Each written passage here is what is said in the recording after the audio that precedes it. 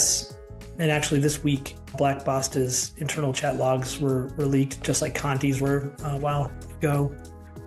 So we've got some pictures of how these guys operate internally from their own communications. Like I mentioned, they usually have a chat tool internally. Many of the groups operate a lot like a business. So you've got the folks that are gaining the access. That's one job at the company. And then you've got the folks who are interacting with the victims. So those are the people the very first people that I would end up talking to in a negotiation. You've got mid-level managers, you've got upper management, and sometimes you've got like a finance component.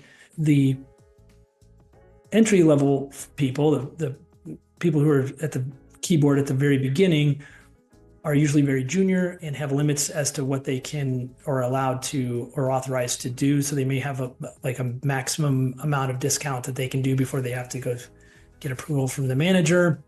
And like what we saw with the 𝐡𝐚𝐤𝐤 leaks, and I'm still digesting the Black Basta ones, so it's so new. But from the 𝐡𝐚𝐤𝐤 leaks, we saw that they operate a lot like any small business in that they have office politics, there's promotions, there's bonuses, there's quotas, water cooler conversation kind of stuff that occurs virtually. So it's almost comical how much like a regular company they operate.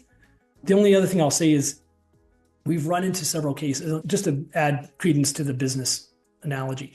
We've run into a number of cases where the bad guys have referenced their cost of goods sold, meaning they've somehow calculated their floor that they're willing to accept based on the effort that they put into the hack, which is interesting. That's how a business would operate. That's how you get margin, how you profit as a business. And in some of those cases, they're actually just acquiring the access from what they call an initial access broker on a darknet market. So their hackers aren't getting in. They're on a marketplace. They see an advertisement for a company that they think they want to ransom. They buy that, and then that initial access broker provides them the tools to do that.